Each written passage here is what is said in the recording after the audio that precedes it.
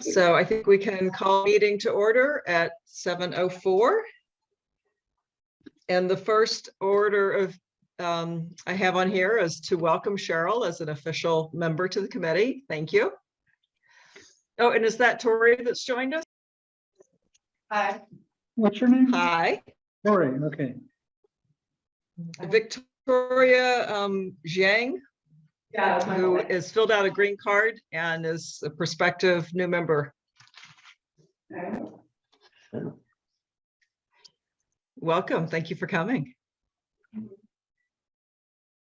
Hi. So it's just one. Okay, I'll use yourself and tell us about it. I'm sure the thing. Well, our first order of business is we need a clerk for the meeting. We need a Clerk. We need a clerk for this meeting. I'll take notes. Doug, will you take notes? Thank you. Best as I can.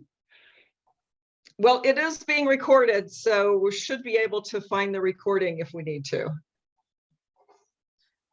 I've got a few other housekeeping businesses here. So welcome, Cheryl. Welcome, potentially Victoria. I met Victoria in the library this weekend and overheard her talking to a friend about sustainability. I'm like, we could use you. Do we have, everybody had a chance to look at the agenda? Any changes necessary that you're aware of? Have you seen the agenda? This is. I did see it.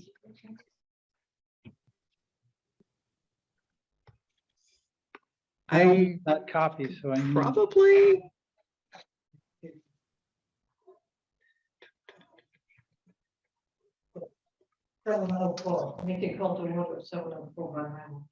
I can share my screen.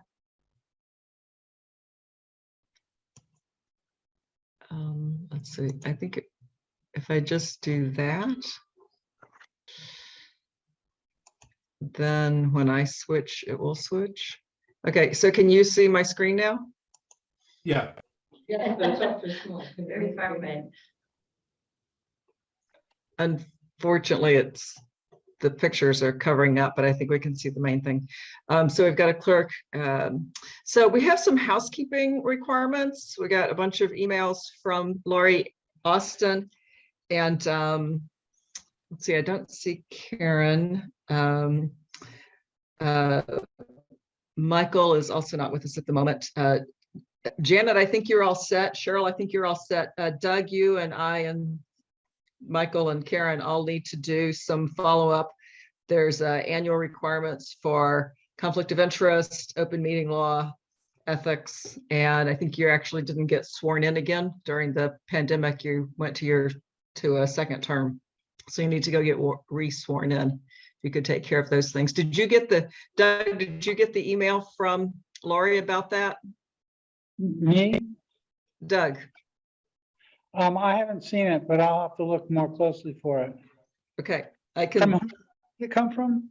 It came from Lori Austin. Okay. Do you want me to send it to you, forward it to you? So you, Yeah. yes. Yes. Okay.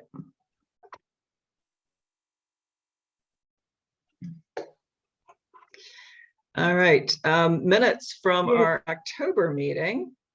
Is Lori's office in the town hall? Yes, I think so.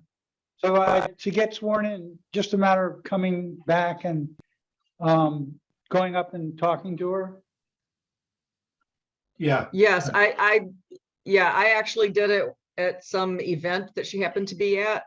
Okay. So I don't recall Okay. who her office is, but I'm sure if you ask around, you'll find it. Yeah, I've done it several times, and Doug, you just go to the town clerk's office and say that I'm a committee member, I need to get sworn in, and they'll direct you in terms of what you need to do. Okay. It's pretty straightforward. Thank you. Thank you, Jerry. So approval of minutes. So hope people had a chance chance to review our draft minutes from October. I know it's been a while. There were a few places where Karen was a little unclear, uncertain about some of the wording. I'll just scroll down to that. I've highlighted it. So I'm working from my memory. I haven't gone and try to find the recording, but she had that the Concord Light plant continues to work on. I'm guessing that was the middle school solar project. Does that jive with other people's memory? Yeah, that's what it would be. Number 6.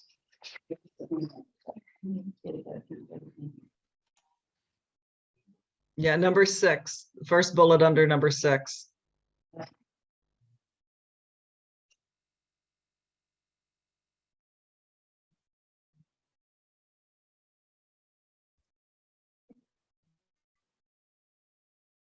Okay, does that make sense to people? And then a little later bullet, have Brad reported, and then at the last of that bullet, Michael suggests to take advantage of blank. I believe it was that the library should take advantage of National Grid's cost sharing for energy audits. That sounds right. I Does wasn't anybody, there. I remember talking to the library about that. Are you Michael? Yeah. Okay, just check. I've only been on the committee for a year and a half. It's okay. Okay. But it's different when you're. Yeah, we haven't been in person for a while. You're forgiven. so, Oh, Yeah. I didn't see any Zoom link. So I sat down at 7 o'clock and Yeah. didn't see a Zoom link, so I had it here. There's a Zoom link.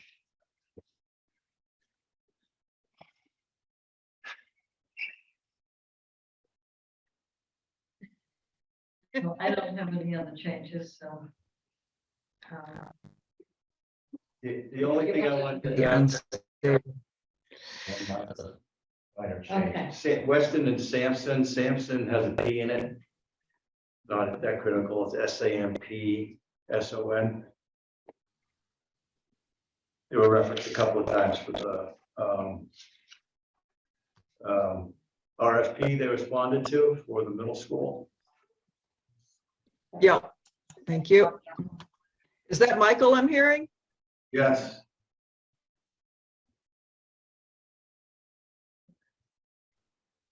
Okay. Are you in the room? Yes. I'm in the room. All right, Samson, any other changes anybody has?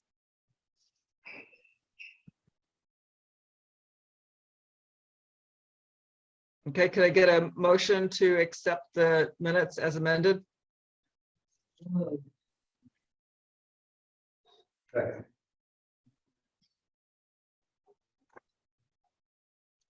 Okay, so Janet moved and who made a second? Mike.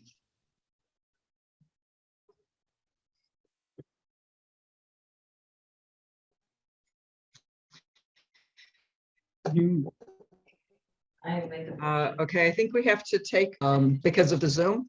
So Doug, how do you vote? in favor.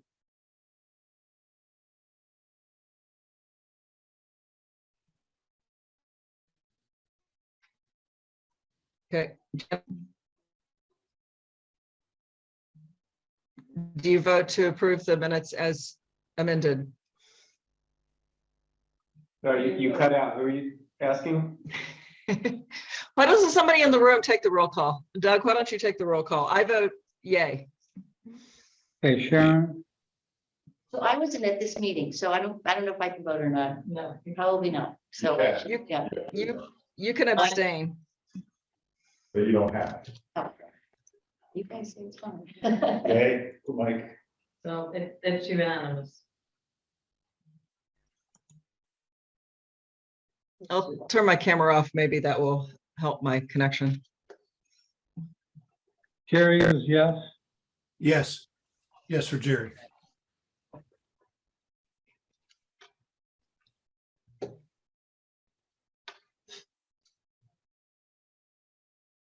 Okay, Okay. are we ready to move on? Is that Yeah. everyone?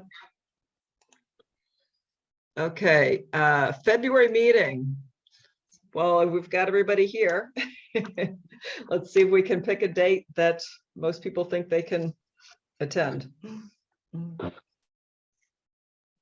Go to the normal time, the fourth Thursday. Yeah, I think our usual is the third Thursday, which would be the 16th. Which is probably the week before school vacation. In case that matters to anybody. 16th works for me. So Okay, the, sometime between the 21st and the 23rd. we're talking about the 16th. February the 16th. Okay. All right, so we'll pencil that in unless there's any objections. I may have to attend via webinar. What did you say, Doug? I may have to attend via the web. Yeah, I'm going to be out of town. I could do it on the week of the 23rd or the 9th too. Refuses to go with CSEC. Yeah, but there's other people. I mean, if you can join by Zoom. Okay. I think That's fine. okay. I do really like meeting in person, but having the option to join virtually is very helpful for situations like this. All right, so we'll pencil in the 16th. I will endeavor to contact everybody about a week before and confirm that that still looks good. Good news. I had something to share. Does anybody else have something they want to, well, I'll go first since I've already said that, is last year, although emissions did tick up from recent pre-pandemic, reductions, renewables exceeded coal for energy production last year. So that's an exciting improvement.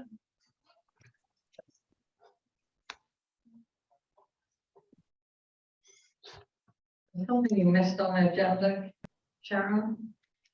The the town. Did I cut out?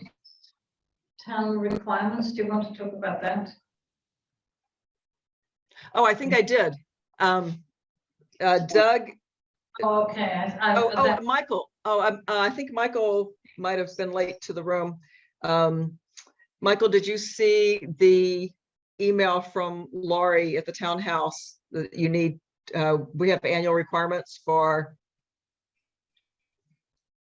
open meeting law, ethics, and conflict of interest All right. need to be updated. Yeah, I did see that. I haven't gotten around to it yet. I Okay. thought you were talking about you sent something, the draft committee charge, the climate action committee. I thought that was going to come into the housekeeping, but Oh, no, that's okay. coming up shortly. Does anybody else have some good news they want to share? I know it can be a lot of doom and gloom thinking about this stuff, so it's good to remind ourselves there is good news sometimes. All I can think of is that the electric vehicle working group is planning a ride and drive electric vehicle event, which I think is early October. I don't recall the date, but it's in the works. Okay. I'll mention I think that caught my eye. I think it was in the Boston Globe either today or yesterday. But during the big storms at the end of the year, ISO New England has had several power suppliers that went offline, and they were able to keep the grid up for the most part. There were a few communities that had some difficulties, but by and large, there was no significant collapse of the grid. Even with these significant provider outages. And to me, that was a bit of good news, because I think a lot of folks, particularly those that aren't involved with this as much as we are, don't appreciate just how sensitive our power grid is. And the fact that we weathered a pretty big storm, no pun intended, was good news to me.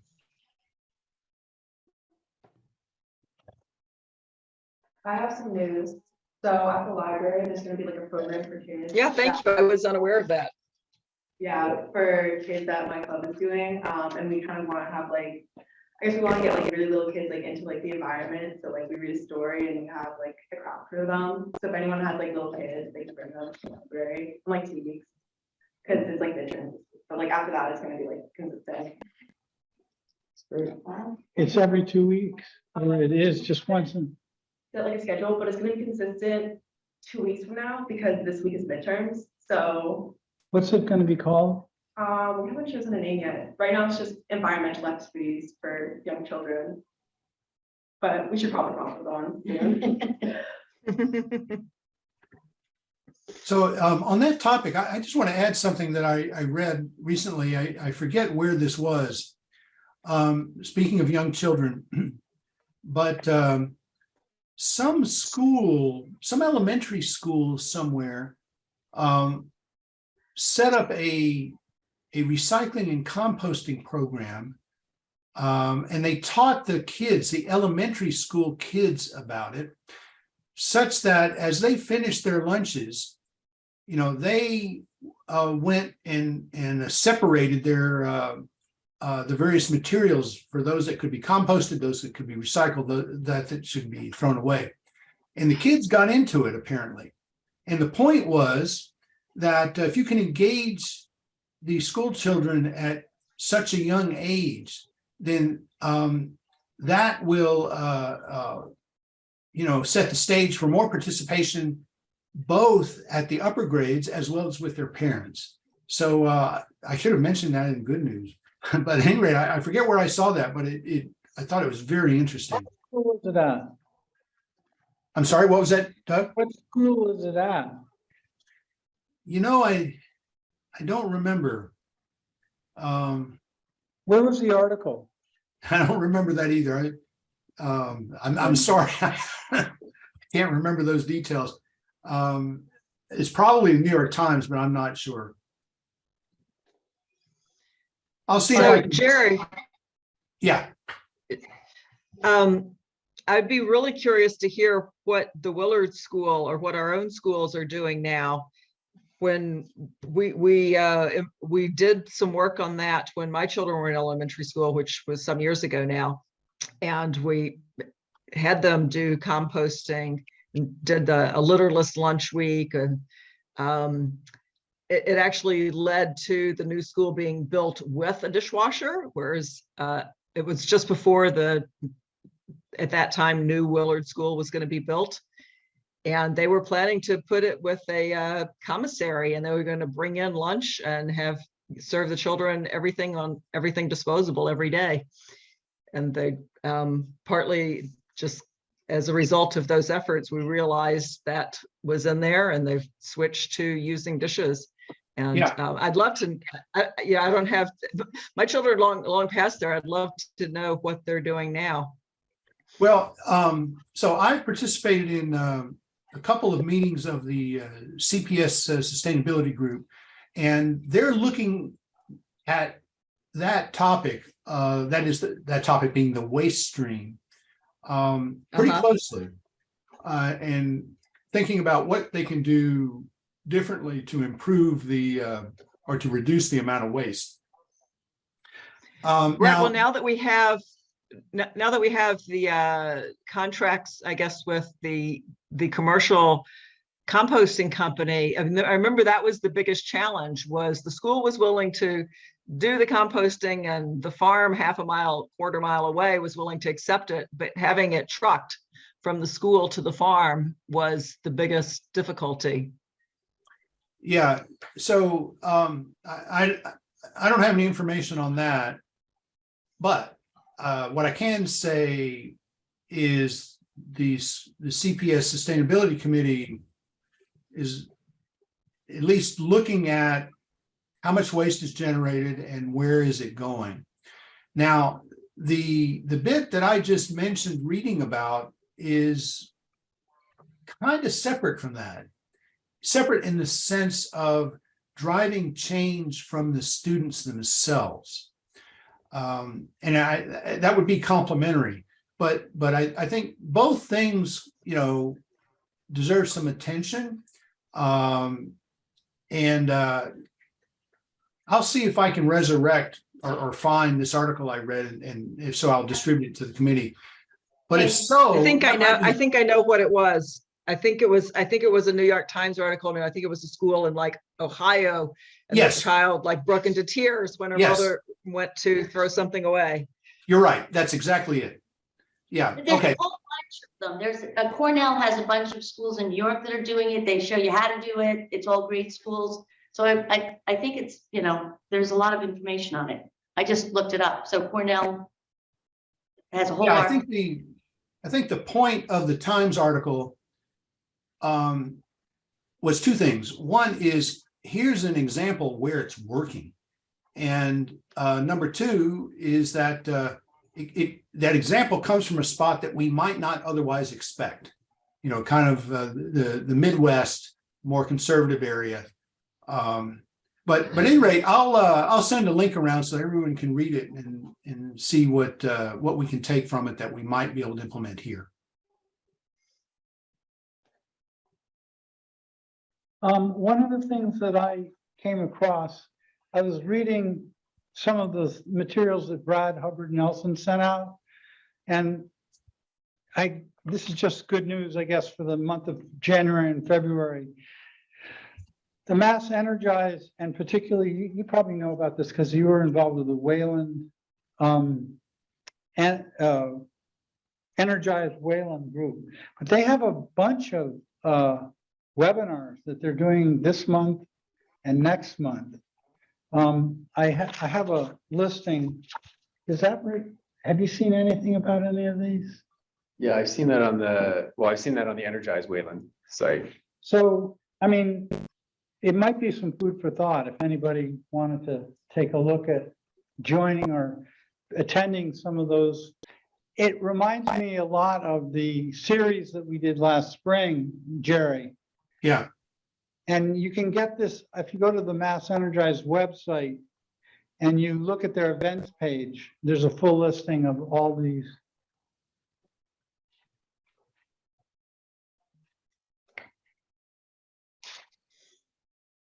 But they're Okay, doing, shall they're we doing a move thing. on? Anything else on this No. topic? I have just one last question on the schools. Does anybody know what they do with their food waste right now at the schools? Just bring it to the landfills? I saw a Black Earth truck, Black Earth concrete truck go into one of the schools. I don't know anything other than the fact that I saw a Black Earth truck go into one of the schools. So I don't know, but they were turning into the parking lot, so. Yeah, I know we worked on it hard 10 plus years ago when my children were in elementary school, but I don't know what the current situation is. So I'm working on a project where there's a technology that will take the food waste from facilities like the size of schools or prisons and convert it into a CHP. It's converted into power basically, and then send the power back into the school. So they reuse the waste directly in the trailer, and then I think in this particular instance, they send it back as gas, natural gas into the school. So I don't know if there's like a scale that's needed for that. Maybe a school is too small, but I remember we were looking at a vo-tech school somewhere up in the North Shore, and they were quite interested in doing it. And we're still penciling out the costs on that. But that could be that could be something that'd be interesting. I just don't know what they do with their waste right now, or if there's enough to do anything with the, at the scale of a school like that. But this is commercially viable. I mean, It is, yeah, it's commercially viable. I was reading about the trashology and I sound like it was kind of in the research phase. Yeah, no, this is well past proof of concept. I mean, this is, yeah, they've got these up and running. They're small, they're modular. You can put them outside these facilities. Yeah, it might be something worth just checking out, and looking into. Is it an incinerator type of thing, or is it how does the waste get processed in? I think it is it's gasified. It's compacted and gasified, and what you actually get is a natural gas. Yeah. That's different composition than the natural gas you get out of the ground, but the burnable gas. It's my understanding. Yeah, yeah. But, so is there anybody that wants to take this up and look into it, or that something to think about with the schools?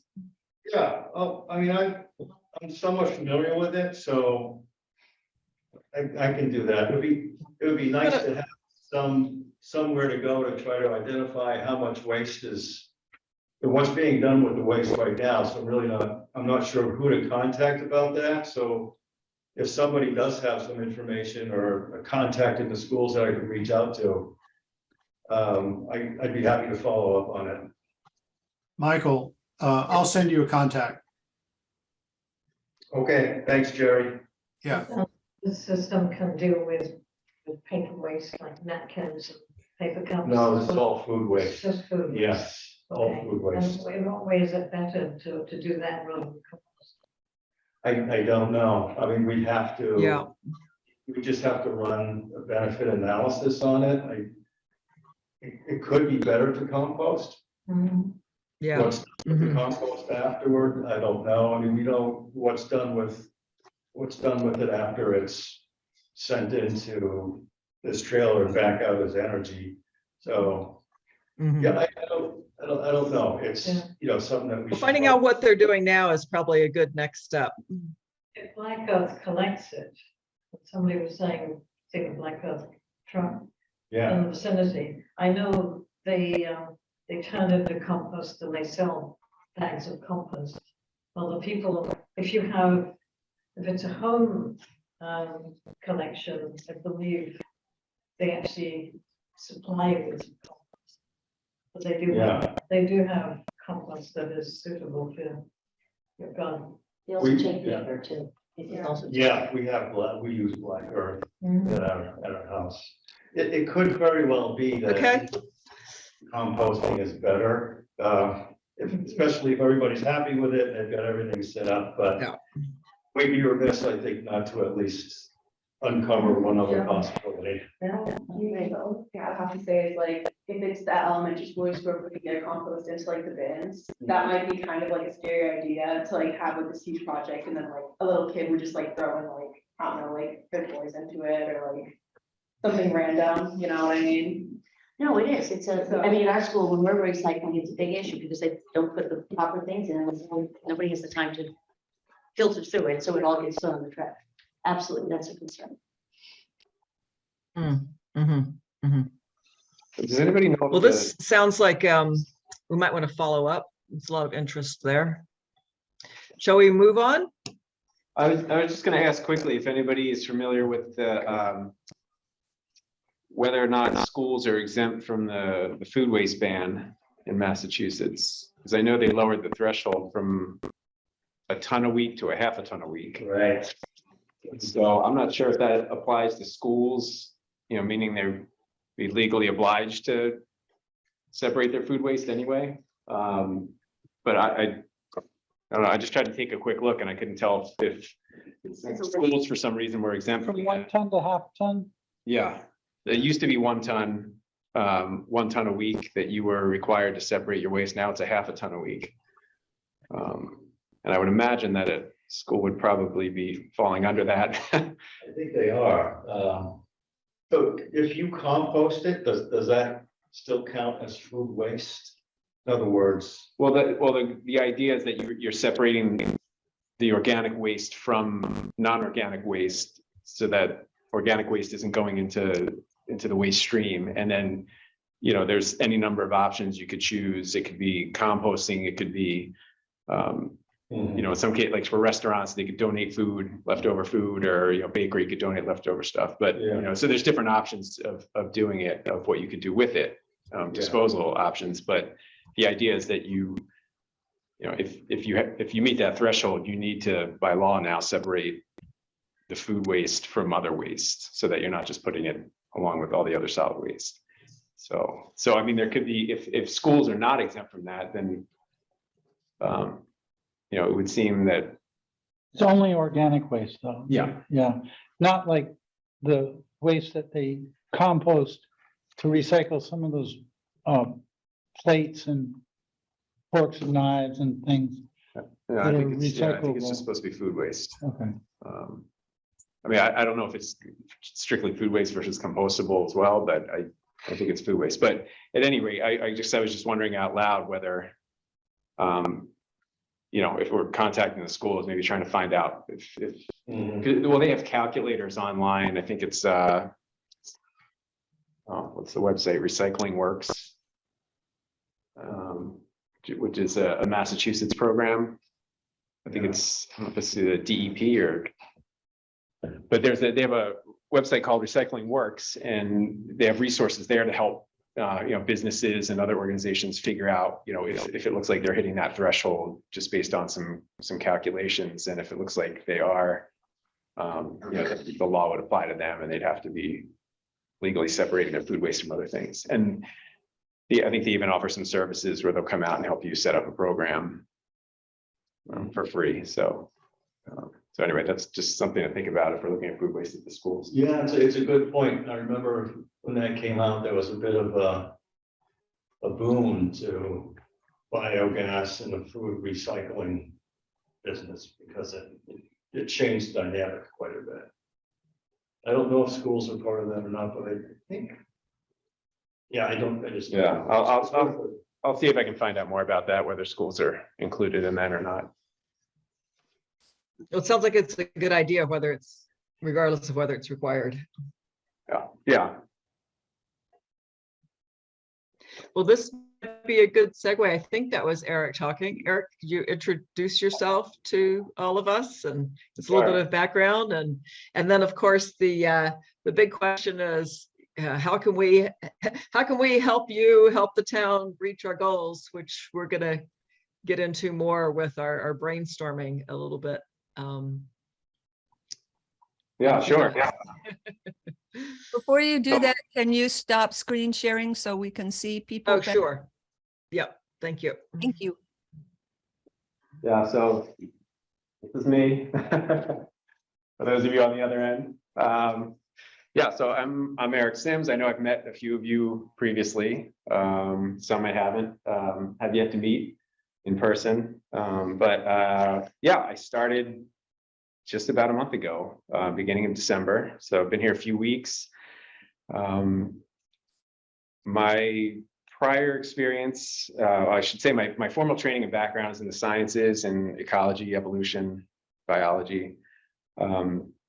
Most of my career has been spent bridging the gap, working in higher education, kind of bridging the gap between academic research and higher education and any number of other audiences in terms of science communication and outreach and education, largely.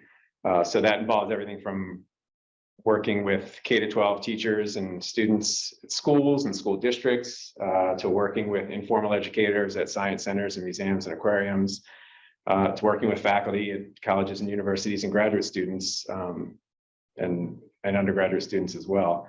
My earlier career focused more on oceanography and marine science in terms of content. More recently, it expanded much more broadly into more of a focus on climate change from a lot of different disciplinary perspectives. My last position was at Harvard University. I worked at their Center for the Environment, which is an organization there that pulls together faculty, graduate students, undergraduate students who have an interest in energy and environmental issues. What's it called? Harvard what? The Harvard University Center for the Environment. Okay. So it brought together those audiences from all across campus, from all different disciplines who had interest in energy and the environment. And it was sort of an intellectual and physical hub, if you will, for the Harvard community, to broaden people's perspectives on climate and energy issues beyond their own disciplinary interests. So I managed some programs there for graduate and undergraduate students.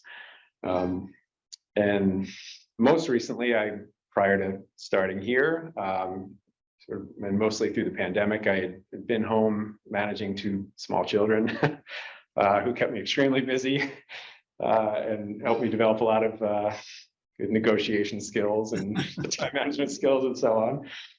But I'm excited to be back in the professional environment. My time at Harvard really piqued my interest specifically in sustainability, and working with all those different people on all those different fields and disciplines. So I'm excited to be here. I've spent the last few weeks trying to meet as many people as possible in different departments, committees, residents, try to get a handle on what's been done, which is a lot here in Concord, which is terrific. There's a lot that's been done. It's great energy from everybody to be in a place that's so supportive of sustainability on so many different levels. So I'm looking forward to seeing, learning more about what's been done and where people's priorities lie, where the town's priorities lie, and working with everybody to move things forward. So I'm just happy to be here. Welcome. Thanks. Welcome aboard, Eric. Thank you. Do you live in Wayland? I do. Okay. Yeah. that's- I want to learn more about your negotiation skills with children. I didn't say they were good. I said tested more than anything. During COVID, did you work out of your house for a long time? Not really. I was mostly just home Oh, with okay. the kids during them, but I also spent that time working in Wayland, working with their energy and climate committee, trying to advance a lot of sustainability issues and programs in Wayland. And Wayland's just now trying to hire a sustainability manager for the town. They've never had one before. So it was largely through just the committee volunteer work that anything was able to get done in the town. Got to learn a lot about the process by working with them. So.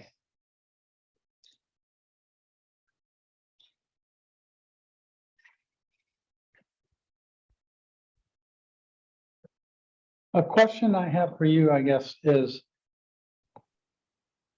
how do you see CSEC supporting your efforts? And I know we had a discussion about the CAP group, the CA group. Do you see them coming together closer or staying apart, or is it too early to really understand what you think it might be the right direction for that?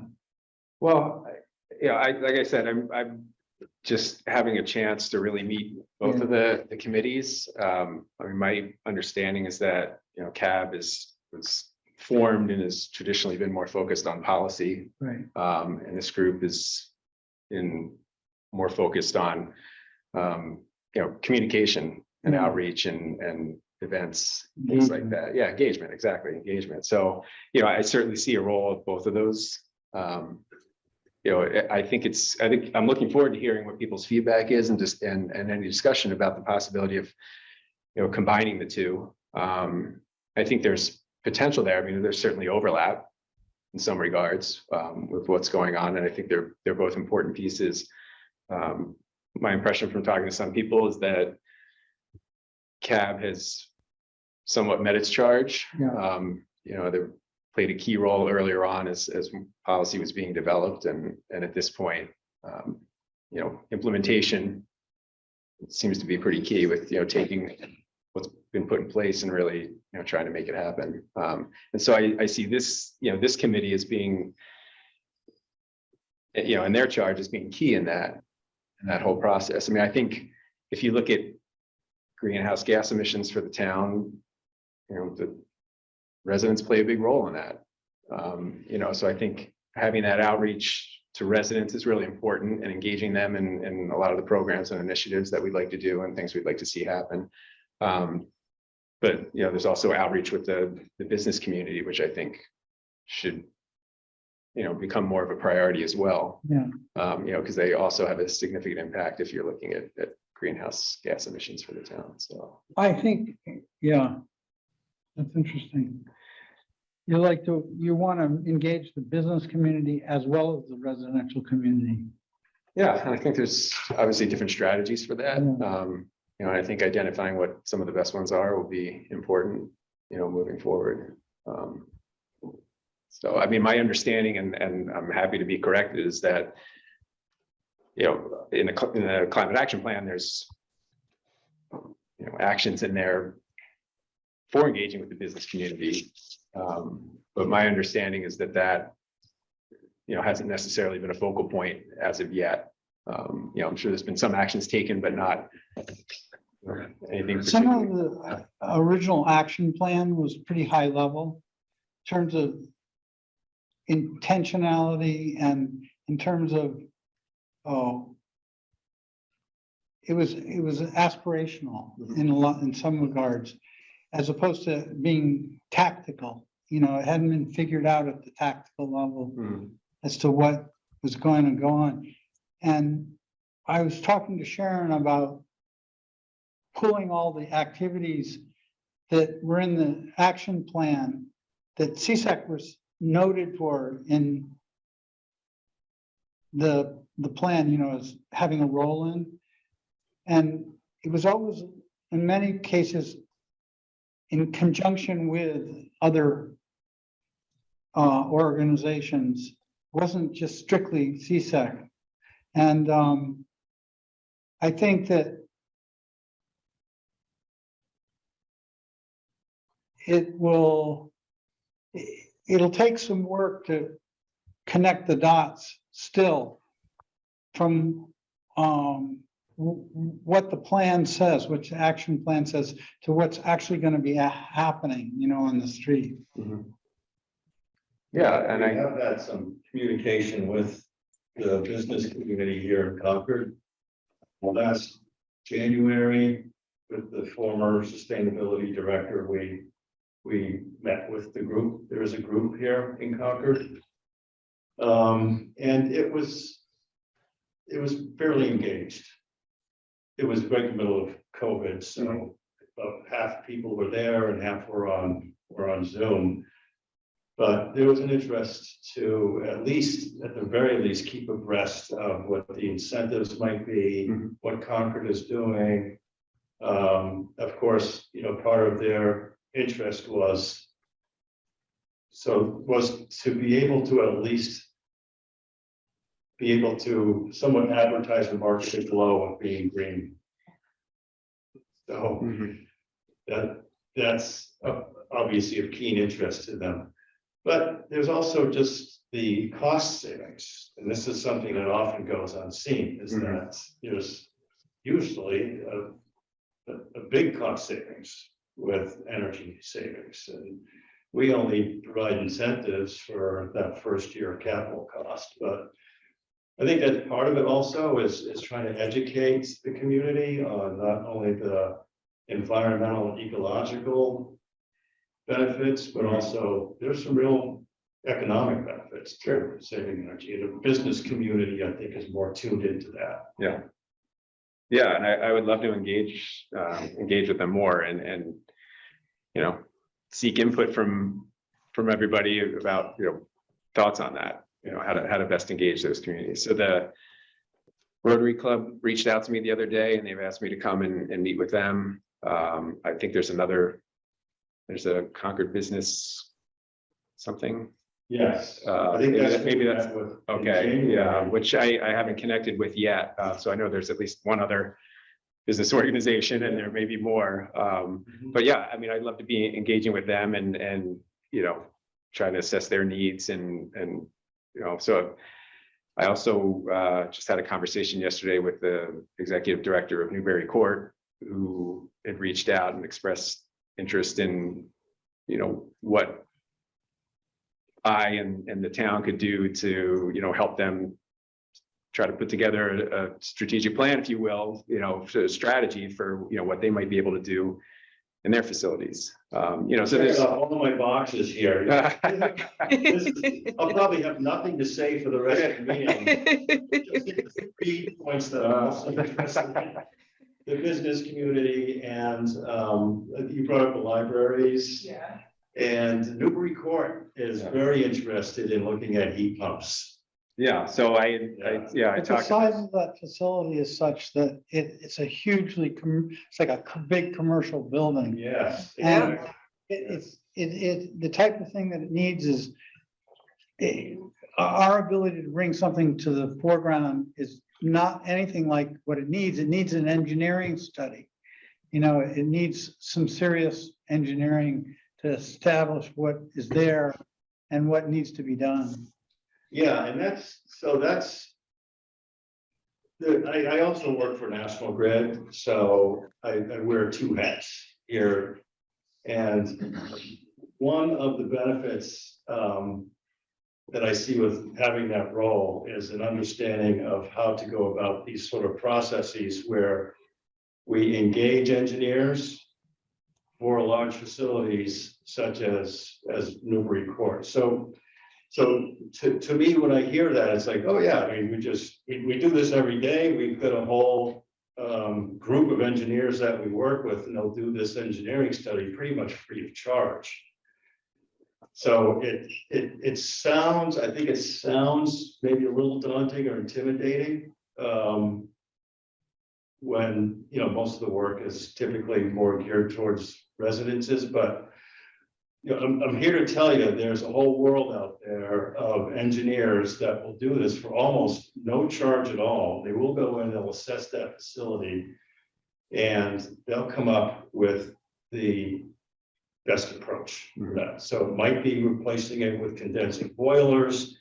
It might be air source heat pumps. It might be water source heat pumps. It might be VRF. It might be ground source heat pumps. But everything gets brought into the picture, what the goals of the town are, what the goals of the facility are. And the incentives are just incredible right now. Yeah. I mean, these are like, we've never seen them before. We're talking about hundreds of thousands of dollars. I mean, you can cut the capital cost for a project like that down by 40% now. Massachusetts is really, really interested in electrifying the grid. So the time is right. And if there's an interested end user, we should be all over that. Yeah. These engineers associated with National Grid? They are, because National Grid services Concord. Okay, yeah, I just wanted to make Yeah. sure, you said there's lots of engineers out there, I just want to clarify. that. Yes, Okay. yeah. Yeah, Will they it's only not do that it they on- work for free, it's that National Grid supports the cost. Right. It's not that National Grid supports the cost, it's that you and everybody else. Right. Through your conservation charges. Did you- Incentive program supports the Yeah. cost.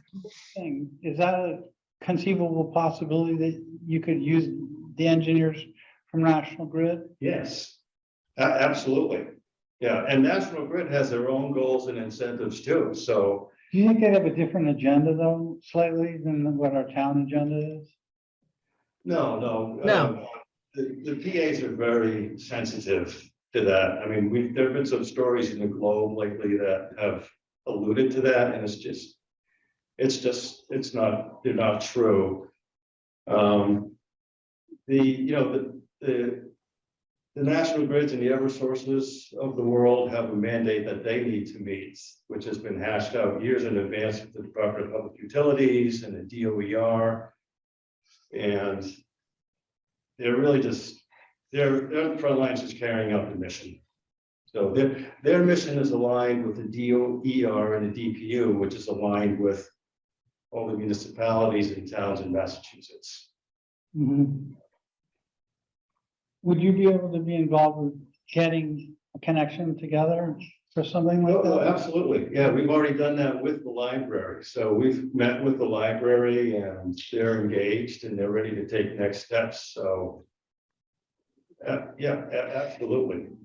Yeah, I mean, I don't have a sense really of, what their setup is. I mean, he mentioned a boiler that was probably going to need to be replaced sometime soon. But otherwise, I'm not really sure exactly what their setup is. And, but I think if we can assess that a little bit more, then I can, Yeah, let's set up a meeting. just Yeah. help to, point them in the right direction for the best resources to figure out a plan for them. He already has my name. Is it Jay? Is that his name? I Executive director? spoke with Chris Sintros, who's the executive director. Okay, I can't remember who I talked with, but we've exchanged a couple of emails and I know he's been interested and I think he was waiting for you to come on board. Okay. Yeah, so we had sort of a high level conversation yesterday and, instead of be. Some of this was digging. being pushed on the other side by members of the community at Newbury Court, who they have a particular sustainability group there. Yeah, I'll be meeting with That's them been next week. pushing with Yeah. Jay a lot to Uh-huh. try and get that happen. My mother's actually over there and Oh, okay. Yeah, I have a meeting scheduled with their sustainability group, the resident sustainability group next week. And I know they sent me a couple of things they want to discuss, one of which is food composting. So apparently their dining facilities don't do anything and yeah, so it all keeps, going around. We've got a lot of solutions looking for problems like that. So, what else was I gonna say? Yeah, so, I'd be happy to assist you with that and act as a liaison with National Grid. Great. That'd be great. Because they would be the one providing the incentives and the free engineering services. Okay. And there are all kinds of plans out there now. There is deep energy retrofits where you get even more incentive on top of that. Mhm. There's a whole world Yeah. out there. And if, like I say, if there's an interested end user, we should be all over it. Great. And they're also, that's what I was gonna say, they're also interested, they may be interested in looking at geothermal because there's another program that's being offered, which they're looking, National Grid is looking for a town to host a pilot in for geothermal. And Matt, Yeah, but I believe you said that large facilities were not a good fit. And then secondly, you want a diversity of types of facilities. right, yeah, Those so are that, two things that probably would knock that one out. that might be a little too big, yeah. Mm, Are you talking about community geothermal? It's a Yeah. unit. They have some requirements with, the size, there's a size limitation, there's a diversity. is that the one that they gave a presentation on at the joint Yes. meeting? Yeah, very Yes. intriguing. Cool, yeah. But that was there, just to give you a little bit more background and we're talking about a residential cluster of maybe 5 to 10 residential units in a condo residential type of situation that would be connected with geothermal wells for all of the Yeah. the house. Yeah. And it would be like sized according to a certain amount of energy from each house. Great. We could- Yeah. I think, and we could probably find, I'm sure, the slide deck and forward that to you if Sure. Mike or Matt want to volunteer, but I'm not sure if it was all residential. So I think that was some good conversation that we'll probably be circling back to a bit. Next thing I have on the agenda is to talk about the committee charge. I did send around the draft climate action committee charge that Matt came up with. I think I hear Matt in the room off camera. I can't see you. So, and then I also, with Jerry's help, looked at, he pulled up and sent to me the CSEC charge. So I've read that again recently. I didn't find the Climate Action Advisory Board charge, just to read that for background and reference. So we'll just open the floor to comments about what people are thinking about having one committee, possibly with some subcommittees as opposed to two. It feels like we're moving into a place where we need more coordination, and rather than trying to have people going to each other's meetings, it might make sense just to have a combined committee and then more subcommittees as needed. My other thought, and Matt, maybe you can speak to this, since I didn't succeed in finding the Climate Action Advisory Board charge, is, and I don't think I'm just being arrogant because I happen to be on CSEC, but is it that CAB has sort of, they were created to create the climate action plan, and now that's kind of done, and then we fold things back together? You know, is it really, so I guess that's my question. Is it really just, we're going back to just having CSEC? Well, I don't Change the want name to again. take it that far, but I do agree with you that, and I did consult both charges. And when Thank I you. thought about what's needed going forward, definitely there was more in the CSEC charge that seemed relevant than the CAB charge, because the CAB charge indeed, was responsible for creating the climate action plan. But now, the implementation phase of the climate action plan and policy setting aspects of that are a little bit more aligned with what CSEC does. And so you definitely will see, if you compare the three charges, that there's probably more in CSEC that has made it into the new proposed committee charge. That makes sense. Is there a new proposed draft of the charge? Yes. Yeah, Yeah. If I could get well, I don't know if it's, I don't know, not everybody's got their computer here, but if I had the Zoom link, I could probably just share it online. But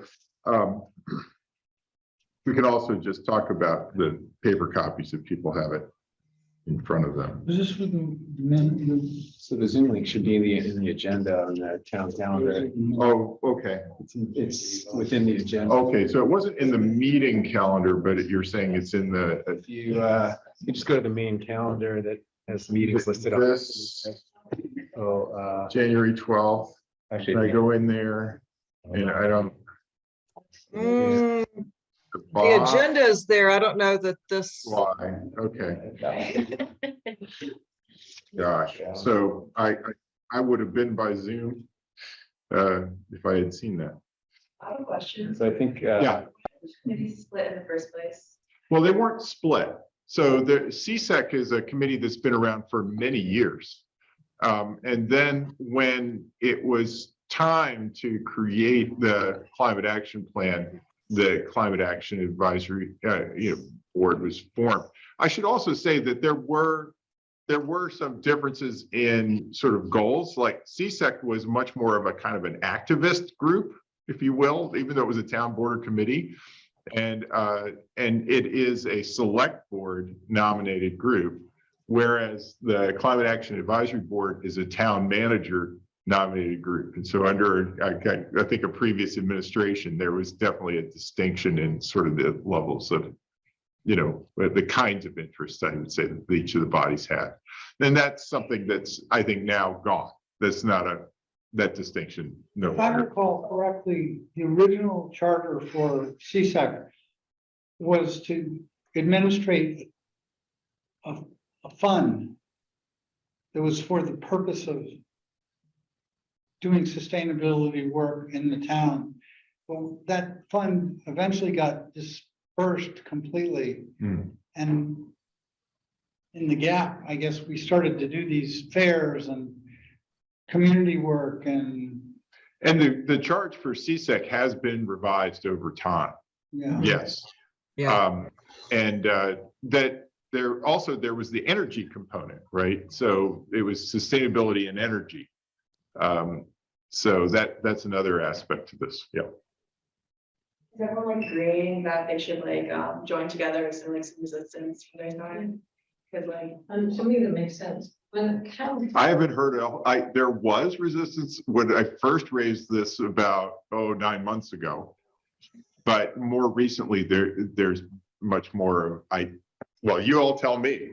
You know, whether This is really the this first. is half of it right here Yeah, that this we're is the talking first to. opportunity that this Committee committee has meeting had a as a chance to committee. actually talk about it, because Yeah. Mostly CSEC though, as opposed to CAB. Well, they will be meeting next week. yeah, CAP's meeting next week, and I'm sure they'll. And they'll have their views, right? So what we're trying to do here is to get input. And if, people are on board with this, or if they want changes, that this is the time to propose them. And then, if people are generally in favor, then we would proceed with this plan. So, It can, is relatively short-lived. And I think it's pretty much, in many ways it served its purpose for the time being. And I'm sure there's room for subcommittees where they can do more policy work. So, I think that it makes sense to bring it back together to be one committee. And I think when CSEC, certainly before I joined, but to begin with, CSEC did things to estimate, yes, exactly. Right. How things were changing. And that was sort of taken over by CAB, but they could come back together to committee. That's right. It could. I don't know if people saw Brad Hubbard Nelson's email on this topic.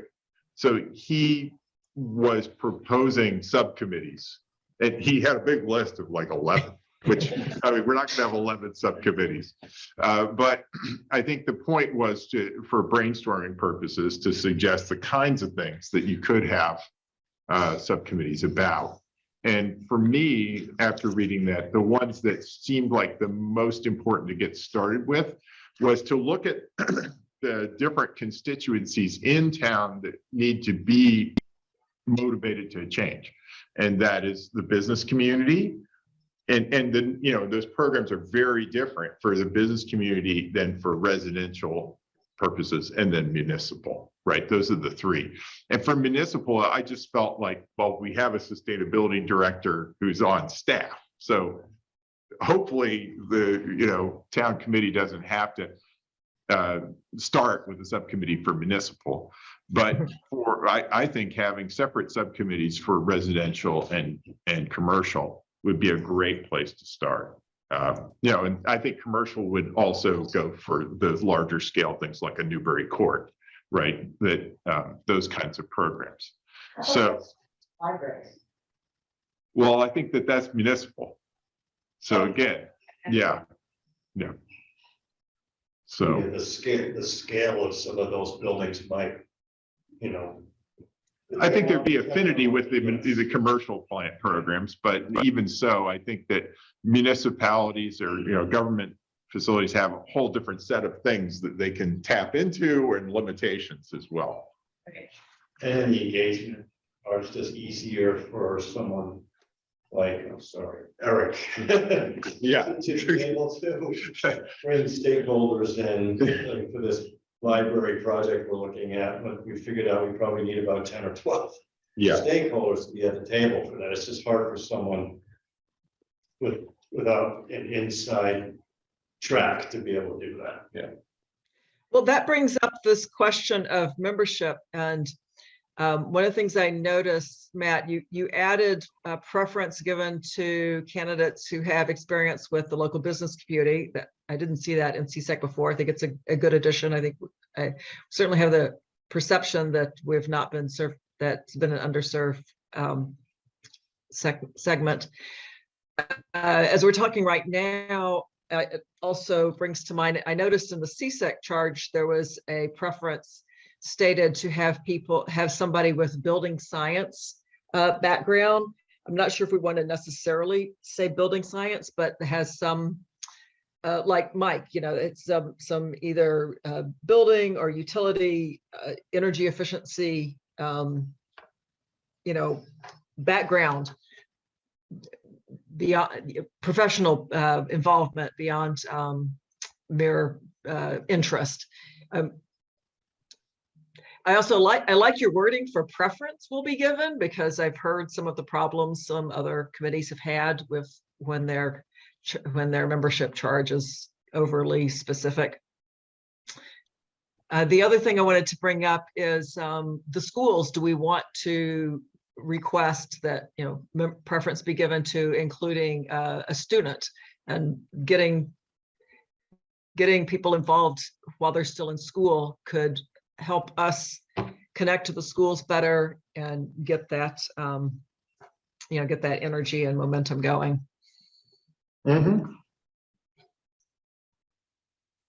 I think that's a good thought. Like student involvement in like energy. I feel like that if there was like a campaign to get students more involved, it shouldn't be through like punishment. It should be more through like, I think you want to inspire the students to like intrinsically want to make the environment and like be more sustainable for themselves. So like it might be better to have like a rewards program or like an education kind of, maybe an elective in science for sustainability. Because I think especially when you're younger, you don't want to just like continue to punish people, or else they're just gonna go out and they're just gonna make it worse. They don't really like want to follow authority. I think it's better if you just want to like put that motivation inside of themselves, and that way when they leave high school, they like bring that out into the real world. There's a youth group at the White Pond Association, and that was very much energized by the youth, and they made decisions about what they were interested in, not, and they were very successful. Okay. So like, I think like practically that would probably just mean like, I guess a science elective for sustainability. Maybe there could be like a school-wide project, like hit a goal, like only make like X amount tons of trash a year, or I don't know. Well, I mean, Eric, like, have you seen anything like schools have done, I guess, for goals specifically?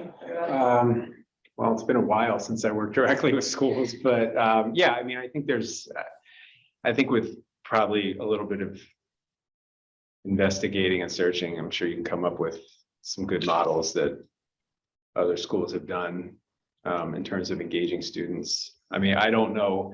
I know there's a lot of discussion around the new middle school and the building design for that, and that trying to be as sustainable as possible. Like kind of going back to some of my past professional life. And, one of the things that sticks in my head is, wouldn't it be great when the school is built to have, some informational things around the school to inform the students about, what those features of the building are that make it unique and make it sustainable, something that they walk past every day so that they see it and Doesn't high school have something to do with that? and know what that means. Energy, the school, I mean, I think, okay, so you can put up posters, but honestly, no one really reads them, so. Yeah. I don't know. This we're a little off topic, but I want to interject. I have come across, and there's probably people have done stuff at public schools, but in my work with universities, I've come across people that have had schools that have had contests where they have the dormitory. So this doesn't fit with the high school, but just as an example, have dormitory. They have a contest for which dormitory can use the least energy for a month, and students are very motivated. To the point of danger of turning out the lights in the stairways, but it can be very engaging to the gamification. We've all gotten very we know how addictive games can be, and so if we can find, like Mary Poppins says, you find a way to make it a game, and the job's a breeze. Yeah, I was gonna suggest that also, Sharon. I know universities, I mean, you must have seen it at Harvard. there's usually a sustainability manager or an engagement manager that is very adept at engaging the students. And I've just seen all kinds of plans and ideas. I'm sure if you did a little research on it, you could take that step beyond just posters, because I agree, I don't read them either. I mean, I think posters are still important though, like sometimes, like I think they're good because like it's always good to have like extra information, you know what I mean? But it's also nice to like have things added to that too. So like maybe it'd be like, it'd be cool to have like maybe like a student artist, like having artists from the schools make posters themselves, I think. Cause that'd just be like another layer of like, participation. And then on top of that too. Yeah. Like some extra. So Yeah, I like Sharon, that. Sharon, were you suggesting a potential school like representative on as a committee member? Yes, a preference for, I like Matt's wording of preference for, yep. So here's what I've done. Let me zoom a little bit further here. 200%. Okay. So first of all, you had mentioned professional expertise. So I just said members should represent a diversity of interests and professional expertise in the fields of sustainability, climate resilience, and non-emitting power generation. That seem, I mean, they're very general. Yes, But- that I think you captured it. Okay. And then at the bottom here, I'd say the committee will also seek to recruit at least one youth member. And then up above, I just tweaked some of the language here about the eligibility. So that remainder of the prior current term and shall be eligible for reappointment if they would have been eligible in their prior committee. Okay. Are you, just so I'm clear, are you talking about the proposal for the Climate Action Committee? Yes. And were you the one that drafted this? Yes. Oh, okay. Good. So I'd like to add a few comments here. Okay. I think it was, I forget exactly when, but it was about a year ago, Matt, I think, when you brought this up, or the select board brought it up. Yeah. And at the time, I was not in favor. And perhaps I'm the one you referred to in your comment about getting some pushback on this. And if so, that's fair. Just Gary. And It's a preponderance of members at that time that were not in favor. okay. Although- So I'd like to add a few thoughts here. I guess I'll start with my ending conclusion. And my ending conclusion is that I think this is probably a good idea now. And here's why I've come around to that. I've seen over the last, 15, 18 months that we have open positions on our committee, as I believe that CAB does too. And we've had a challenge filling those. Our committee, CSEC, has not been whole for quite some time. And that's not a good thing. I think CAB is probably the same way, although I don't know for sure. And to me, that's a pretty strong argument that we probably ought to integrate these two committees. Also, I've noticed that CSEC really needs to be aware of what CAB is doing, and CAB could benefit, I think, or their efforts could benefit from participation, better participation from CSEC. So I think that argues also in favor of a combined committee. However, I want to caution about this notion of the subcommittees. Forming subcommittees, in my opinion, will not make this more efficient. We'll still need a number of people to man those committees or populate those committees. We'll still need, the subcommittees. Those subcommittees still need to follow open meeting laws. The overhead will not change, I do not believe. It may even go up. I'm not saying that to argue against this. I just want to be, sort of put all the information out on the table for everybody. So for example, I haven't seen Brad's list of 11 or however many possible subcommittees. It doesn't surprise me that there would be that many. But if we think about it for just a moment, well, I think we'll quickly come to the conclusion that a combined committee could not possibly support too many subcommittees. There just aren't enough people. There isn't enough time. But the good thing would be that the work of the CSEC-oriented people and the work of the CAB-oriented members would be better integrated and would probably be in the end more effective. The thing that concerns me the most about the current arrangement is I think there's a hole in the responsibilities between the two committees. And that hole refers to there's no follow-up or very little measurement of what is done with respect to the CAB's recommendations. To me, they seem to kind of go in a black hole.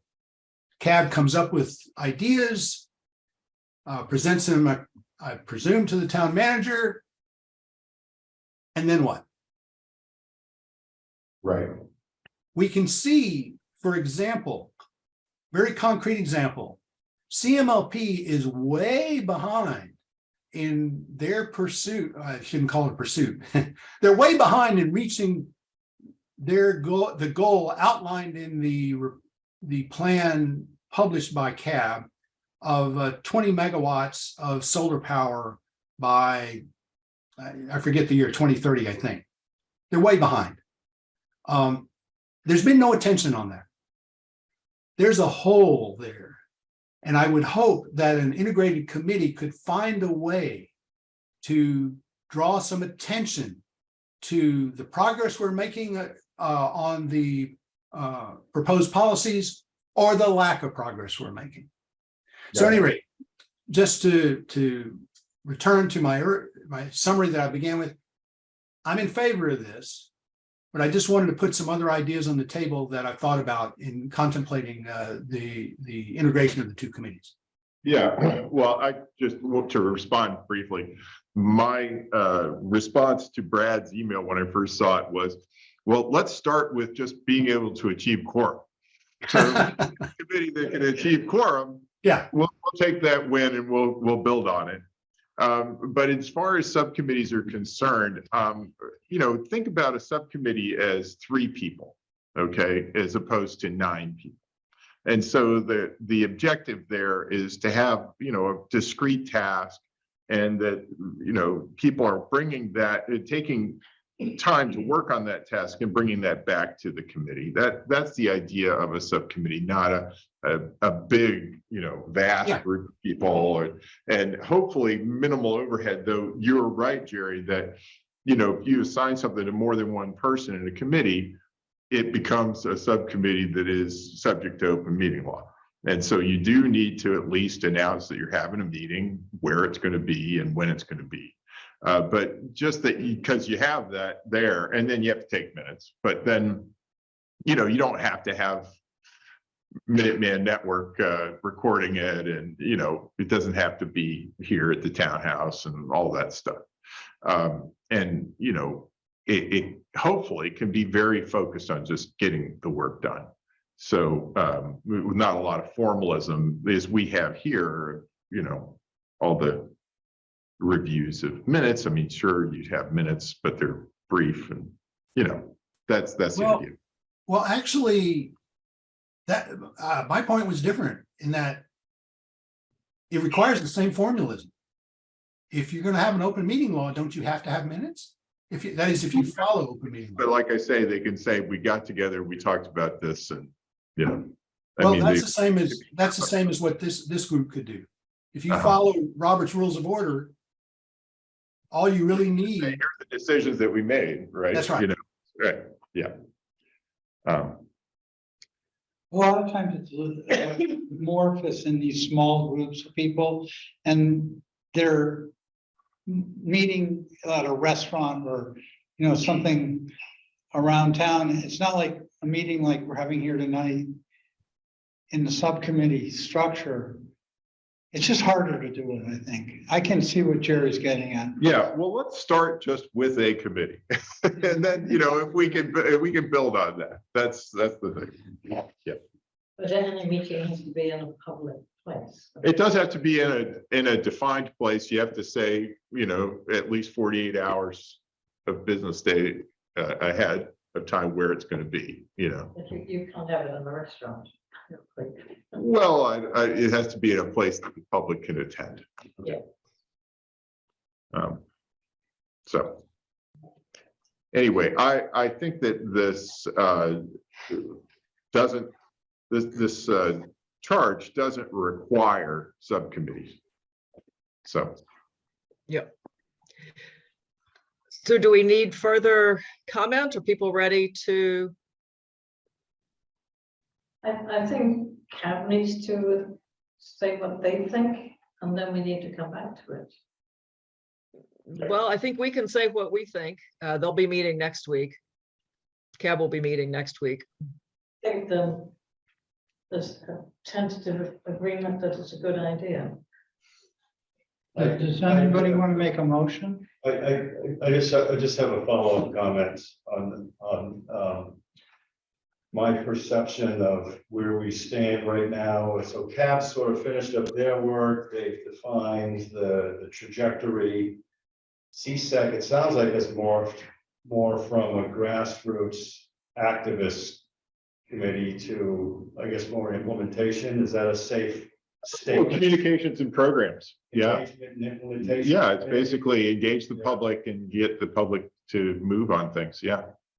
I feel like we've identified some projects or programs that we're ready to step forward with. But my desire would be to, if I don't know if it's in the plan or not, but maybe work from the bottom up and try to come up with a committee that is focused on implementing projects, I guess, at this Yeah. point, if you will. So Yeah.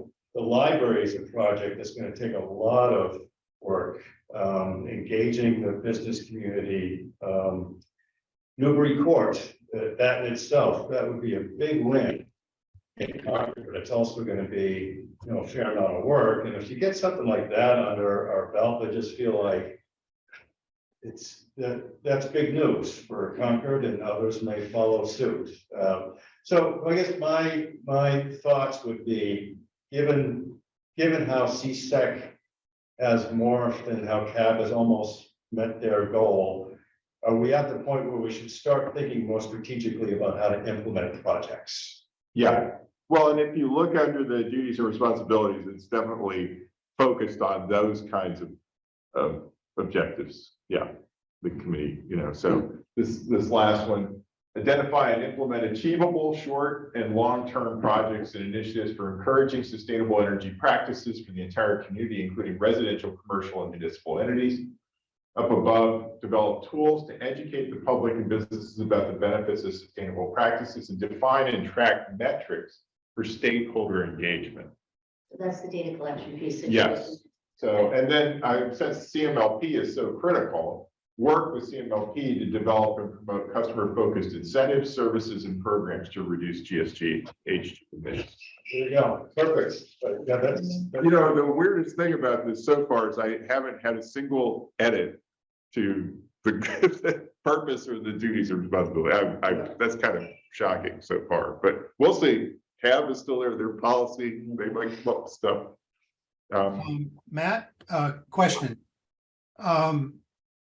In your proposal, does the new committee report to the select board or the town manager? They're appointed by the select board in the new. Oh, no, sorry. Appointed by the town manager with the select board approval, I believe. Yeah, town manager with select board approval. Okay. The current situation. That's the cap. It's what the cap does. Okay. So a related question here. CMLP plays a central role in the town's efforts to reduce emissions. Yeah. And Does a great job so far. But Yeah. in my experience, they've not been particularly involved with CSEC. No. And I don't see any indications that that's going to change. Well, do they have a member on CSEC? No, No, but they do have a member on CAB. And so basically, well, we're gonna have that same thing. We have one member from the CMLB. well, but I'm not aware. I mean, maybe I just don't know this, but I'm not aware that they actually had someone that they promoted to be on CAB. Well, we need to change that. So my point here is, and the reason I'm asking some of these questions is structurally, how do we set this up so that CMLP structurally is better integrated with this new committee? Before Kate Hamley came on board, Pamela Cady was the liaison to this committee. She's from the CMLP. Okay, And then, when Kate came on board, she dropped out. And she still works at CMRP, and Jen Massetti is, the sustainability, I don't know what her title is exactly there. But I am in some senses a liaison to them, because I'm on the electric vehicle working group, which is run by Jen.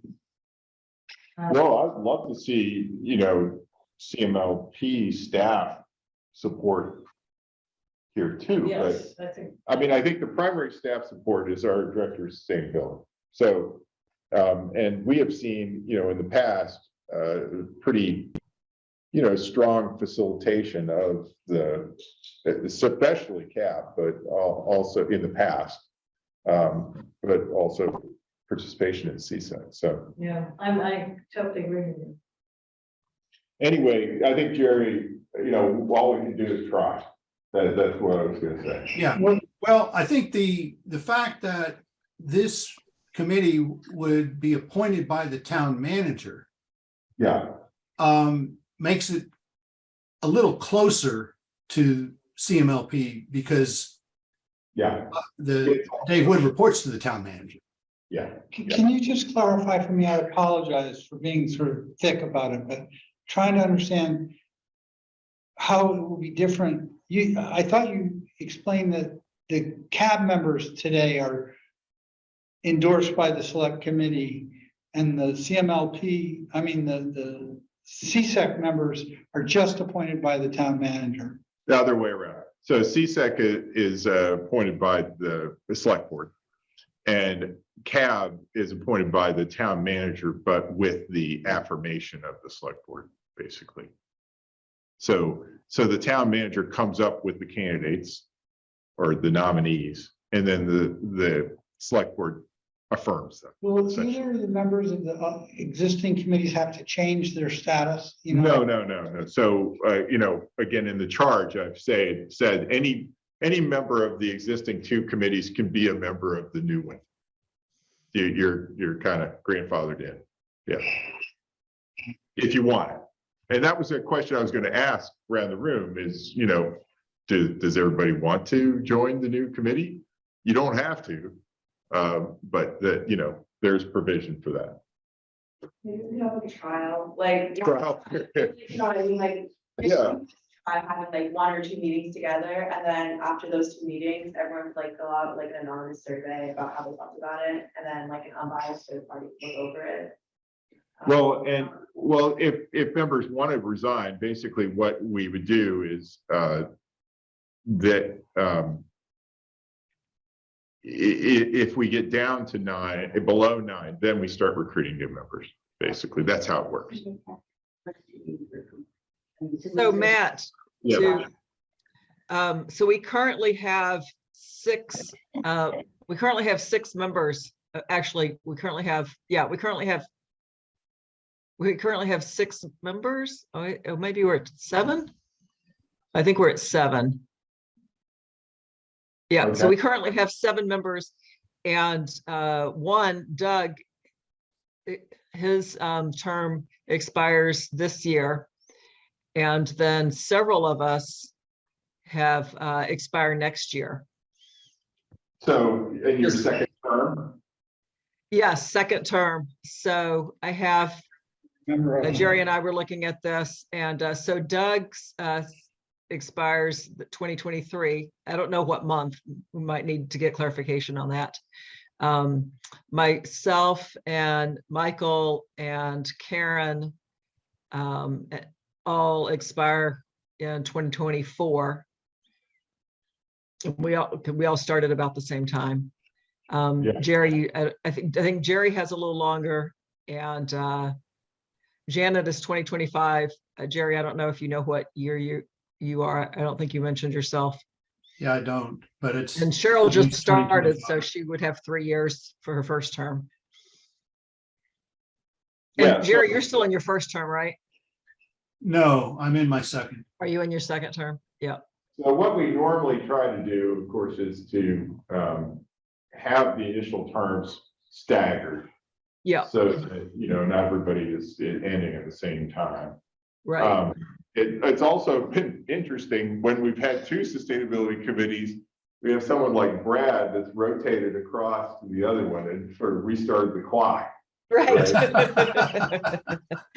There's a question of whether Involved anyway. it's true. Yes, There is this question of whether the clock restarts if it's a new committee. I mean, you serve 2 terms on CSEC. Well, now there's CAC. So right. Now I can I join CAC next year? yeah.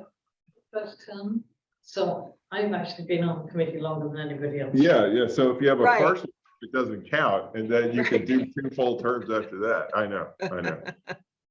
Oh, well, we're not gonna have committee members for life. That's what we're not gonna do. Another thing that just comes to my mind is the 2 committees each have a shared area where they keep their documents.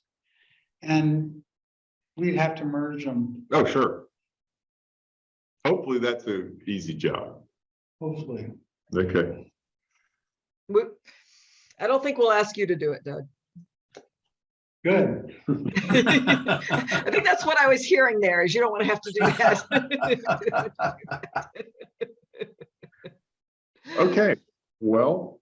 So do you want a vote? That'd be great, I think, personally.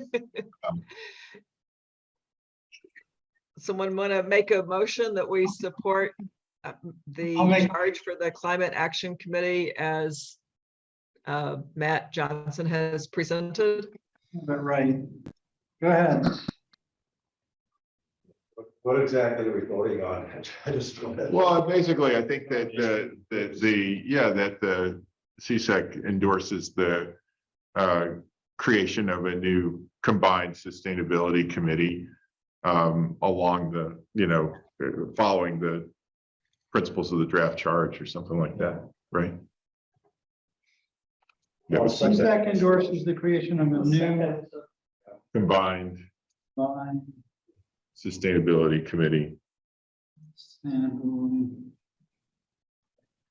Well, should we call it a new Climate Action Committee, since that's what you Yeah, call sure. No, it's gonna be CAC, right? Yeah, Heck. yeah.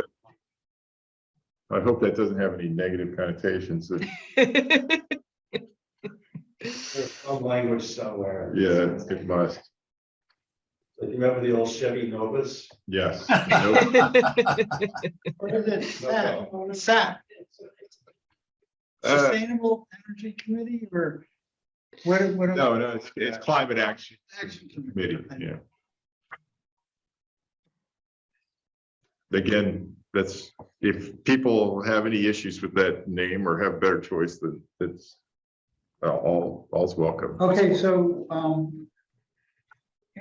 what was the second sentence you used to describe it? It was so it was something like following the principles set forth. Or following, according to the draft charge, or, Okay, draft. consistent with the draft charge that was Consistent reviewed. with, there you go. Yeah.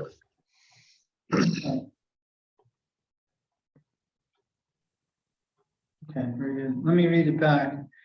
CSEC to endorse the creation of a new combined sustainability, well, CAC, Yeah, Climate Action Committee. Climate Action Committee, following the draft charge reviewed in the meeting tonight. Okay. Shall we say consistent with? I think that gives a little more latitude for changes that CAB may Yeah. come up with Right, next week. yeah, may come back with some stuff. All right, so that's the proposed motion. Has anybody actually made a motion? That was making a motion. I'll make the motion to Okay, support this new approach. And all those in favor, oh, we need a second. second? Okay. Okay, Doug, can you do a roll call? yeah, those in favor? I feel like I can't, I mean, I stay here, I don't feel like I can. All those in favor? Four? Are you on the committee? So All Sharon, right, so I think we need to, because some of us are on Zoom, I think we need to actually do, I think we need to do a roll call. So we've got so just, Doug. okay, Doug, do you vote yay, I presume, since you moved it? Janet, you vote yay since you seconded it, I presume? Cheryl, are you abstaining? I guess if you guys all agree, I'll vote yay. Okay, You're a I'll member. vote. Part of discussions. Jerry, Yay. yay. Michael? Yay. And Sharon votes yay. So Okay, it's unanimous. unanimous. so, See, you just know, 9 months later, so. Yeah, okay, it's all right. Sometimes it takes time for things to percolate. It does. Like, you did a nice job with that, Matt, like, language and that. Yes, you did, Matt. I think you did it, it's a great start. I Yeah, was I'm wondering- not a sustainability person, but I could play one on TV. You're not a sustainability person yet. I think you'll be joining the committee, right? How long have you Soon. been together? I don't know, an hour or two. Wow. He's that good. Next All best thing right. to a sustainability person is an English major. Okay. All right, well, thank you. I think that was a big thing to get through. So thank you, Matt, for shepherding us through that.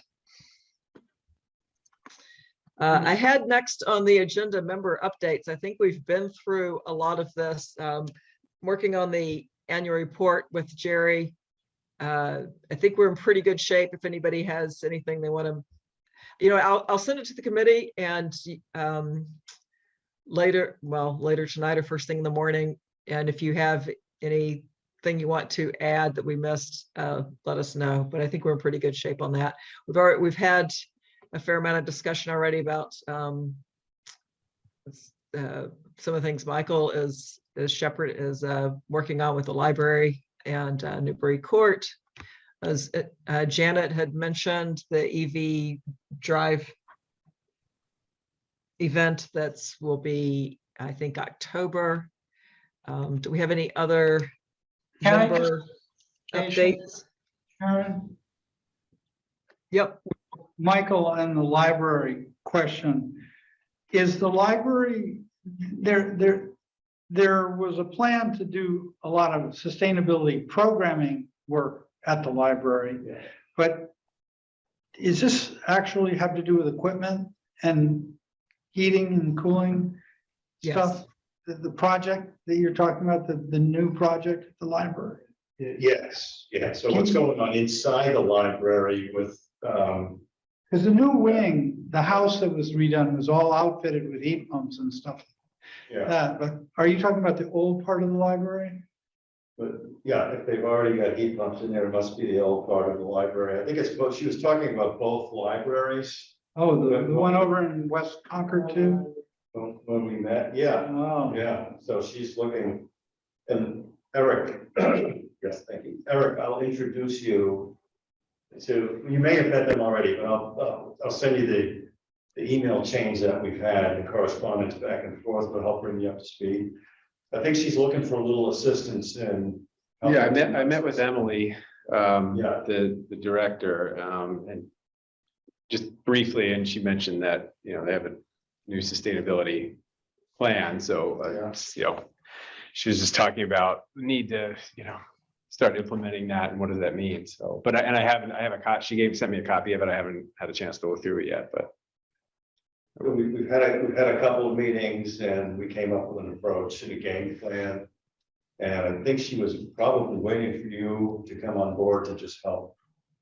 Maybe nudge that through. Yeah. Have any other member updates to share?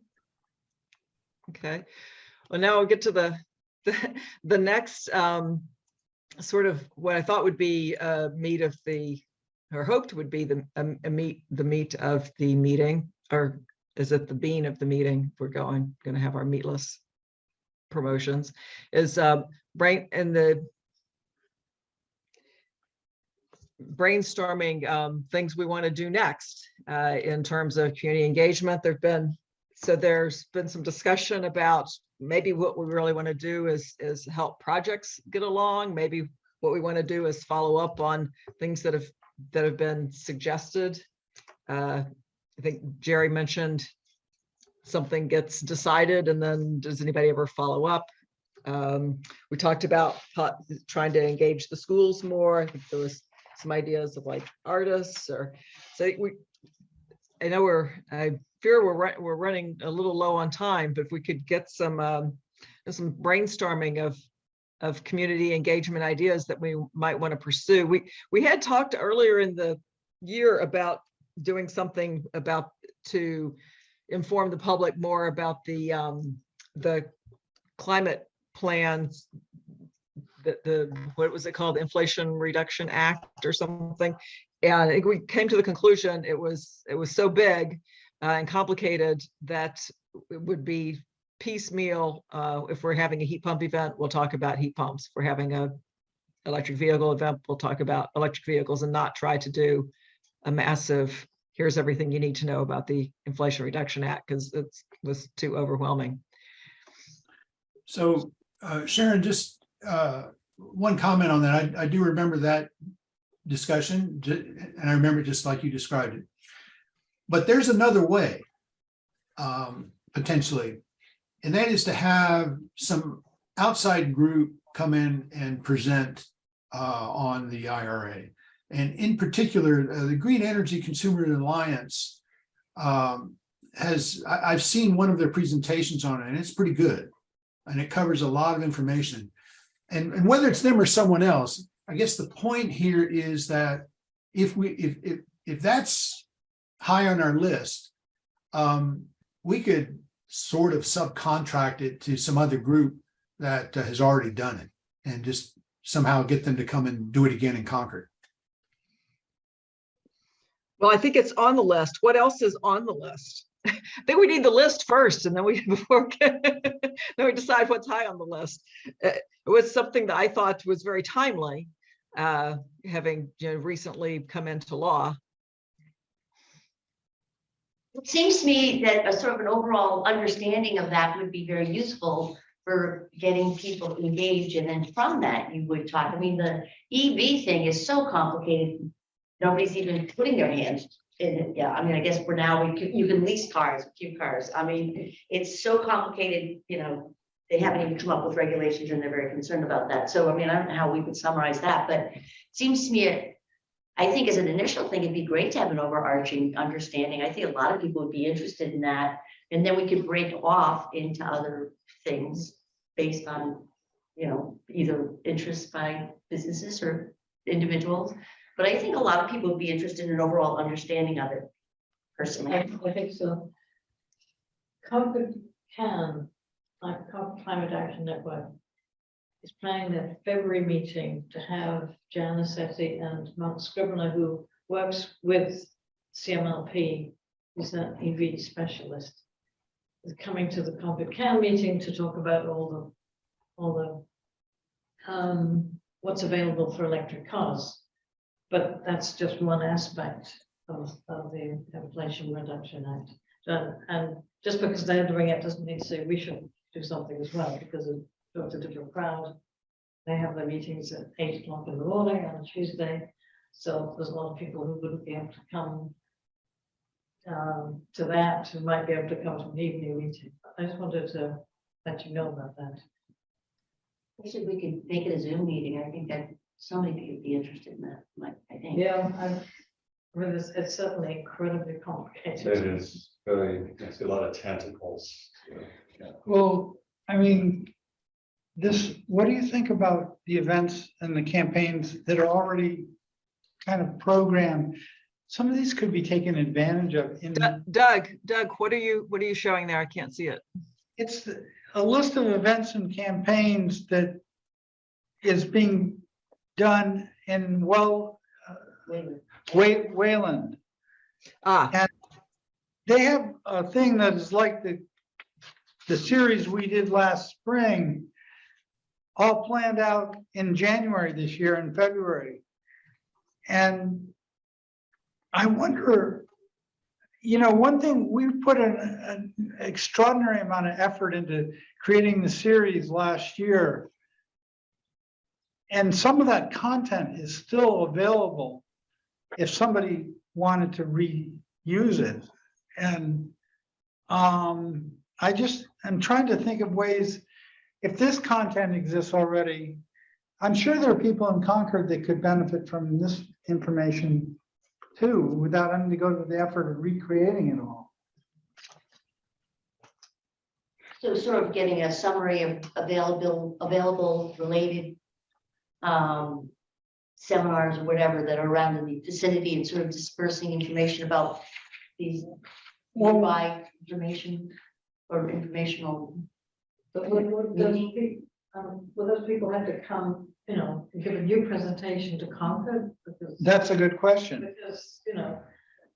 Concord, Wayland doesn't have its own municipal utility, so that makes things very different in many ways. it's really not that different, but I think the incentives are pretty well aligned, or very similar. It's you make your rebates come from a different entity, but I think they've worked pretty hard to have them be similar. Yeah, I don't know what Wayland has got there exactly. So I mean, it's not the Inflation Reduction Act. So the group in Wayland that does a lot of work is called Energize Wayland. And they are, I believe, part of Mass Energize. Right, you're absolutely Right, so, and isn't there, A brand. But yeah, so Brad, is it Cooler Concord or? Yeah. Mm-hmm. Initiators of Mass Energize together with Ellen, somebody. Yeah, with Ellen So Tone. there was the two of them really sort of got the whole thing going, and it spread to a lot of different communities. Yeah, so I guess that's what I'm thinking is that, I mean, if these are, these may be specific Wayland programs, but I feel like they're coming from the Mass Energize umbrella, because They are. I think a lot of the resources they're tapping into. So I would think that Brad would probably know the most about this with, what the potential is to, kind of adopt this same programming if it is relevant, does make sense, or pieces of it make sense to, also do here if people think there's a need for that. it's probably tied to an individual in the Wayland group that is online to do the presentation. They have probably already got the presentation all together. And with certain discussion with them, perhaps some of it could be tweaked for Concord, Well, my understanding is that I think that they're generic. Well, they're tapping into other resources too. So it's not necessarily a Wayland resident who's, leading these talks. They're finding I mean, one of their talks other is, organizations who can come in. Like Jerry was referring to before, of having somebody else come in from a different group. If you want to follow up with Wayland, someone follow up with Wayland to see what they did, and we can just copy their template. Yeah, I mean, I can talk to Brad more about it and, yeah, I know the same folks in Wayland, so. Yeah, it seems like there's so much interest in it. I mean, I know there are law firms that have put together presentations, and NGOs. There's so much information out there. We shouldn't have to reinvent the wheel. It has Right. to be customized to fit the way Concord works with CMLP. Because some of the programs, especially the incentive programs that are available for the residents here may not be, the ones that are in Wayland may not be available here because of CMLP. Possible. So, yeah, that is a detail that has to be checked. So, I was hoping we had more ideas, but it seems like there's sort of a consensus that we want to follow up with this. Was there any other ideas we wanted to, there was some discussion about awards programs. We've had previous discussions. I think it came up, Victoria, I think you mentioned earlier maybe having an artist. I don't know what to call it. That's just like, if there were like posters around the school, maybe you could have like one of the students like do it themselves, like you could have a poster contest for sustainability. So that way there's just like more participation in it. Do you think, so, I mean, getting a teacher to start a course would be, No, that was like hard. That was just me throwing out an oh, idea. no, I mean, I think it's great. I'm not saying that, but just think, do you think that there's enough interest to actually create a group in the high school that would be interested in this? I think so. Like, they have so many different electives. Like, I think it really just depends on who's teaching it rather than like the actual elective. So then if you just get like a popular teacher to teach an elective, like, people just never sign that anyway, you know? How would you find the teacher that was going to teach it? You know, honestly, I think that especially science teachers are really passionate about the climate, because like they actually understand it. So you could just like throw out the idea in school, and have like some curriculum, I guess, drafted for them and see if anyone would want to do it. Brad was close to some of the science teachers and that helped. Yeah. What if Brad and, sorry, Victoria put their heads together and came up with some ideas for the next meeting. That way we can, so that's one idea. The IRA presentation is another idea. Did you have something you were going to say? Yeah, I was going to suggest something completely different. I don't know whether any of you are familiar with En-ROADS, which is a sort of program. We have a sort of workshop working on this. I was trying to bring it up on my computer, but I'm not connected to the internet. En-ROADS has all these little sliders. Okay, what happens if you stop eating beef? What happens if you cut down on the? Well, I mean, it's a whole lot of different things, and you know, how much effect does that have on the levels of greenhouse gases? And people can just play with the program and see what happens to try and come up with some ideas of what can be done. I'll find the link, Sharon. I'll send it to you, and you can see whether you think it's a good idea. Yeah, I like that. That reminds me of something I saw in the New York Times recently, where they were asking, what do you think is important and what for climate action, and what do you think is easy or difficult to do? And it's very interesting that people tend to think if it's something that's easy to do, you know, oh, that's really important, but the things that are hard to do, yeah, that's not as important. So we tend to have a bias. So I thought that was very interesting. Sort of close into that, you could like go through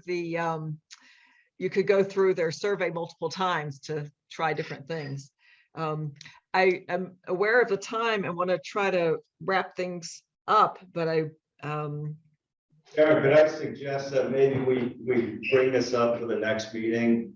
I have some thoughts. I feel like this is a lot to try to squeeze in 3 minutes. Yes. I think we spent, and I think it's good that we did, but we did spend a fair amount of time on the committee charge.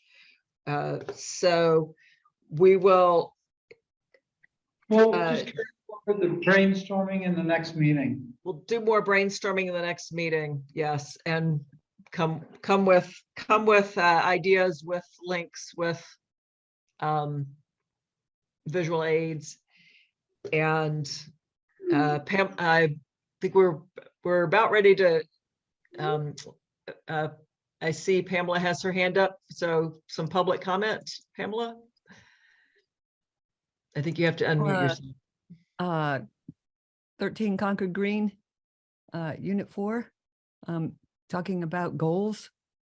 I think we ought to emphasize the overarching goal, which our previous sustainability director quite succinctly spoke as electrify everything and green the grid. I think also as an overarching goal, we should quickly adopt everything that is both cheaper and better, like electric school buses. Because when you count the actual cost of non-electric school buses, they're much cheaper to go electric. I like your phrase there, electrify everything, and green the grid. And we're, CMLP is working on the greening the grid part. And I think it's largely up to individuals and groups like ours to encourage individuals to work on individual Yeah, but the thing householders is, and businesses to electrify things. yeah, the thing is though that the fossil fuel FUD is so strong and disinformation is so strong that you have legislators saying things like we have to make sure Yes. that poor communities have access to gas hookups too. As a matter of equity, it's like everyone should be allowed to poison their children, rich or poor. And these are misinformation that has to be countered. Also, we need specific contract. I really think we could use a group of builders / contractors who know the benefits of building all electric sustainable buildings to start with, to counter the FUD that it's more expensive and we can't afford it for things like affordable housing, which is the opposite is true. Because you have to count the cost of the need for every new building to have air conditioning now with the new climate True. extreme weather. And that is much cheaper with heat pump and those kinds of building techniques, especially for buildings that they aren't going to sell, that they're going to maintain and run. Thank you. I see also Phil Thayer. Did you want to make a quick comment? Yes.